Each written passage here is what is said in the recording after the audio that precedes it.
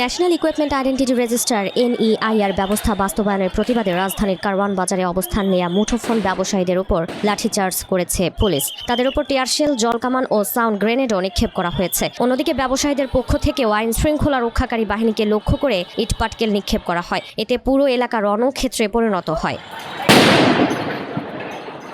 সরজমিনে ঘুরে দেখা গেছে NEIR চালুর প্রতিবাদে এবং PTRC ভবনে হামলার ঘটনায় গ্রেপ্তার ব্যবসায়ীদের মুক্তিসহ কয়েক দফা দাবিতে 4 জানুয়ারি সকালে বাংলা মোটর থেকে মিছিল নিয়ে এসে কারওয়ান বাজার মোড় অবরোধ করে মুঠোফোন ব্যবসায়ীরা। এতে কারওয়ান বাজার মোড়ে যান চলাচল বন্ধ হয়ে যায়। পরে পুলিশ সদস্যরা তাদের লাঠিচার্জ করে ছত্রভঙ্গ করে দেয়।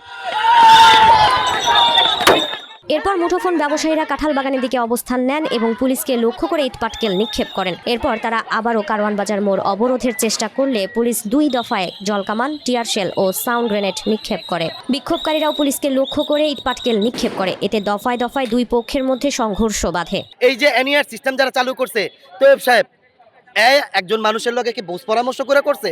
সাধারণ জনগণরা জানাইছে একটা জিনিস করতে হইলে মিনিমাম 2 থেকে 3 মাস আগে জানাইতে হয় আমরা এই জিনিসটা করব, আসেন আমরা সবাই মিলে বসি। এই দেশের জনগণ আসেন, ব্যবসায়ীরা আসেন, সাধারণ মানুষ আসেন, আমরা খোলামেলা একটা বাকচিত করি। কই কোনো বাকচিত তো কেউ করে নাই। সরকার আমাদের কমিটমেন্ট করছে যে 31 মার্চের আগে এটা কিছু করবে না। তাহলে কেন জানুয়ারিতে করলো? জানুয়ারি 1 তারিখে করলো।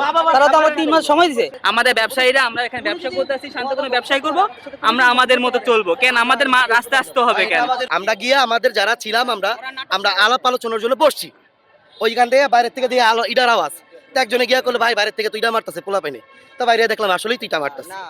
কেন তারা ইটা মারতেছে? আইসা দেখলাম কি কিছু অফিসিয়াল পোলা পাইন মাস্ক পরা। আরে আমরা তো কেউ মাস্ক পরা ছিলাম না। এই যে আপনার সামনে আমার মাস্ক আছে, আমরা কথা বলতেছি, আমরা তো ব্যবসায়ী একজন, আমরা সন্ত্রাস না, আমরা দেশের জনগণ, আমরা সাধারণ জনগণ।